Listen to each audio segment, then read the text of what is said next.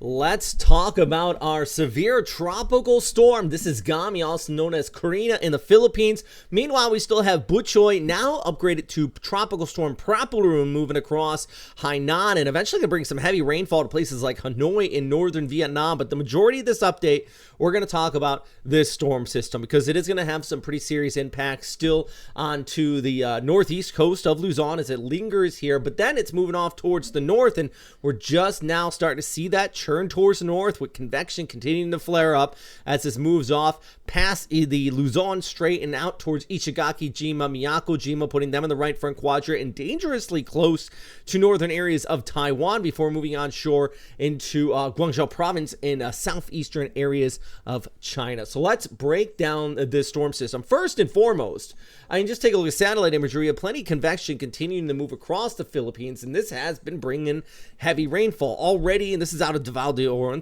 for example, where we have seen that heavy precip kick up, creating some pretty significant flooding over just the last 24 and actually the last several days. We've been seeing this monsoonal flow continuing to push in across our area. So this is still going to take place, but as our storm moves further towards the north, we're going to see Carina enhance that monsoonal flow with yet more rain, especially in western Luzon. Right now, though, it is not expected to make landfall in the Philippines, but it is going to be enhancing that southwesterly monsoonal flow, which could be bringing places like Metro Manila 50 to 100 millimeters of total precipitation. But I think into the mountains of western Luzon over the course of the upcoming week, we could be looking at some totals upwards of 3 to maybe even 500 millimeters of total precip. That was just showing off our Facebook page, Western Pacific Weather. If you do want to check out for more information, I do highly recommend just stopping by and not just me, but plenty of other people giving you updates on this storm system. Here's a look at the satellite picture, just showing you that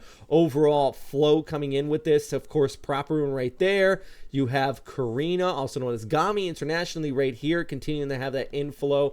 And aloft, once again, like we saw yesterday, we have some decent outflow aloft too. So where is this going to go? Well, as I just showed you, the official track from JMA shows it moving off towards the north, kind of rounding that Westpac high and edging closer to Taiwan. So let's pull up actually a little closer look here at that official forecast from the Japan Meteorological Agency, showing our storm system edging off here, becoming a typhoon as we go ahead through our day here on Monday, moving off, passing just over Ishigaki and Miyako-jima. Some of the guidance has a little bit further east, but I've been seeing everything edge towards the west. So you do see a little bit of a difference here, but I think just a little bit further west, closer to Ishigaki-jima, is going to be the more than likely scenario for a landfall for the southern Japanese islands. In fact, here's a closer look, and don't go anywhere if you're in the Philippines. I'm going to talk more about that flow in behind us in just a second, but you see real close here. Yeah, Ishigaki, Miyako. If I was a storm chaser, those islands are the place to be for the most damaging wind threat out of the storm system's forecast. Because as this intensifies, it's going to move over those warm waters, and the southern coastline of these islands is where you are going to see these winds potentially up to sustained typhoon strength.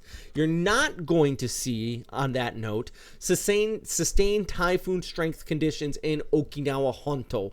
For my friends, military friends, everybody out here into the big island here, that is Okinawa Honto, where, you know, a lot of military members are, things like that. You have a lot of the military bases, so a lot of our English-speaking friends are there.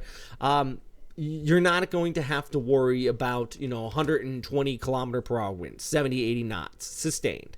What you do need to worry about is these big waves that are going to come in from the south and the occasional gust with these squalls, and being in the right front quadrant, you could be getting some of this training effect with rain showers and even that threat of tornadoes. So if you are under a storm watch, which I think is going to happen, winds that are not forecast to exceed 50 knots, but there is still the possibility of damaging winds, that's still dangerous, and you still don't want to be outside, venturing around in a setup like that. And this is a closer look at that wind extension where you have those damaging winds right here, right front quadrant, Miyako-jima. But look at the extent of that area in red. It just barely gets out to Okinawa Honto. Maybe some of the outer lying islands there, like Yume-jima, for example, could be looking at some showers and some of those kind of more dangerous rain bands. But I think the worst of the weather is going to stay west of Okinawa Honto. That is Naha, Cadena, if you are watching this and you're on a military base with the United States, that is Okinawa Honto. What I mean by that, Okinawa province, Big Island. That's what that expression means. All right, so with that said, we're still going to watch it, though.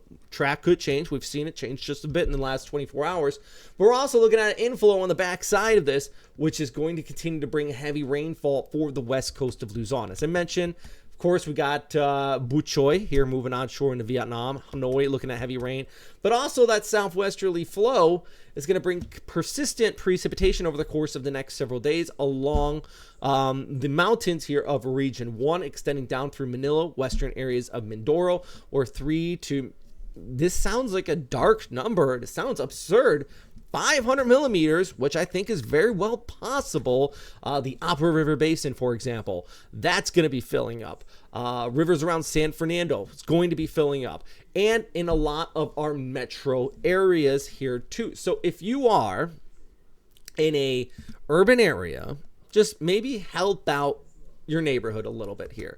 Don't place of debris near poles, trees, hydrants, electronics. Try to get everything away from the curbs here. And the other thing is hazardous waste. You don't want that getting into your rivers.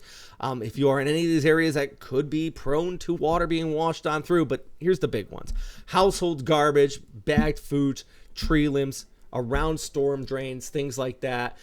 Those are the things you want to just keep in mind to help clean up over the course of the next few days, because especially in places like Ilocos Norte, where you have not seen rain in some time, it could be backed up quite a bit. And once this precip does start to come down, then we're going to be looking at maybe the flood threat being exacerbated by poor drainage and things like that. So just, I know I feel like I'm preaching to the choir here. You all know how to take care, but maybe you're weather aware because you're watching these videos, but you see your neighbors aren't.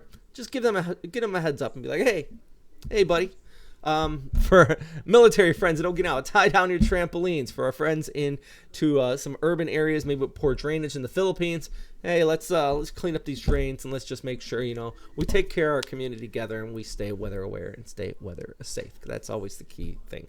I think as far as questions, is it going to rain in my neighborhood? Yes. If you live in Luzon, it is going to rain. The question is, where will the heaviest be? And I think if we just zoom it back a little bit right there, it is this area of Region 1, from Manila all the way up towards Batak there. That's where we're going to be seeing some of that heaviest of the precipitation. So, yeah, we're going to continue to watch this. Right now, though, big thing is big thanks for everybody who supports this channel. Getting some people donating on our PayPal. Link is down below if you want to try that out. Or our Patreon. So, I can't stress enough how helpful and how... I greatly appreciate the support y'all give this YouTube channel and Western Pacific Weather in general. So please do stop by there. Stop by our webpage, westernpacificweather.com, and our Facebook page at Western Pacific Weather. So been doing this for about 15 years, and I think eventually if we ever get up to 100,000 subscribers, we'll probably back off asking about subscribers. But right now it helps with the algorithm. If I get the channel verified. I don't know why I said it that way. I'm so terribly tired. All right. Yeah, I'll keep you guys posted. I have a little other side updates and maybe some shorts and things like that I'm trying to give to you as well. So we're just going to continue to track this. Also, I'm going to try to do a Facebook Live maybe tomorrow as this storm system starts to pull away from the Philippines. We start to see that monsoonal enhancement and all that good stuff. All right. That's all for today. Number one thing, of course, is stay safe out there.